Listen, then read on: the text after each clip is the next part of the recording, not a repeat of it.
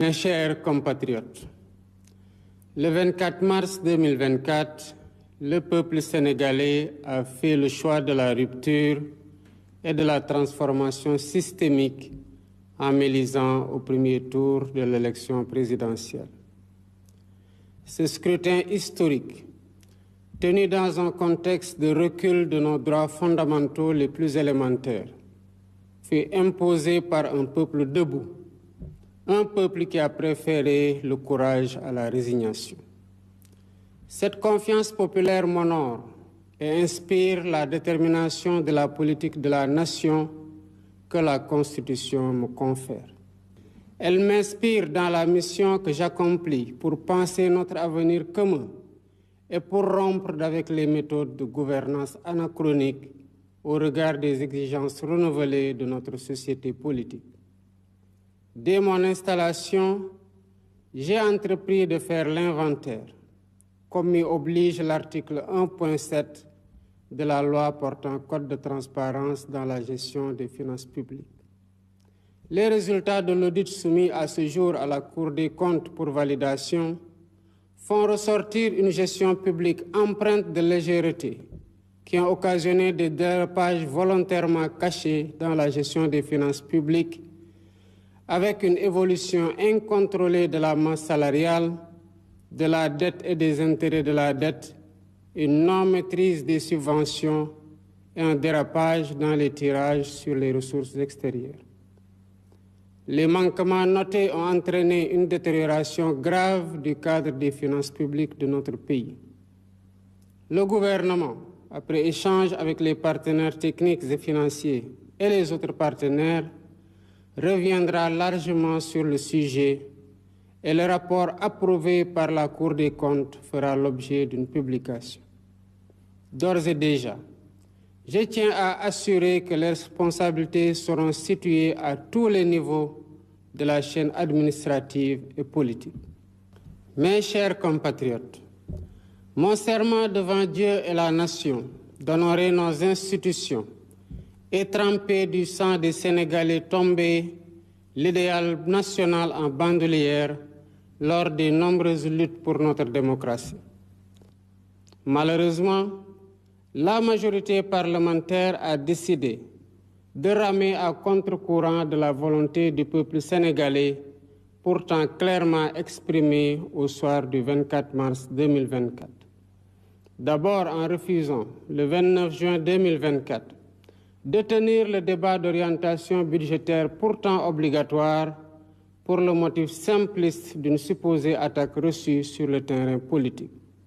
Cette violation d'une obligation légale prévue par l'article 56 de la loi organique relative aux lois de finances aura gravement contribué à ternir l'image du Sénégal aux yeux des institutions internationales. Ensuite, en rejetant le 29 août 2024 le projet de loi constitutionnelle visant à concrétiser la promesse que j'ai faite au peuple de supprimer le Haut Conseil des collectivités territoriales et le Conseil économique, social et environnemental, alors que la situation des finances publiques impose urgemment de rationaliser les dépenses publiques. Enfin, en allant jusqu'à l'usurpation des prérogatives constitutionnelles du président de la République pour fixer une date pour la déclaration de politique générale en violation flagrante de l'article 84 de la Constitution et de l'article 97 de la loi organique portant règlement intérieur de l'Assemblée nationale, sans parler de la menace d'une motion de censure que cette majorité fait planer sur le gouvernement. Mes chers compatriotes, en imposant par la force du droit la date du 13 septembre 2024 pour la déclaration de politique générale, il ne s'est pas agi de duper le peuple sénégalais, mais simplement d'asseoir fermement l'autorité de la loi et de rappeler par les actes que l'ordre politique sous mon magistère ne supplantera jamais l'ordre légal. Il y allait donc de mon devoir juridique, éthique et moral de ne céder la moindre parcelle de tolérance aux contenteurs de la loi. J'en ai donc conclu que le gage d'une collaboration franche avec la majorité parlementaire dans le seul intérêt du peuple sénégalais était une illusion.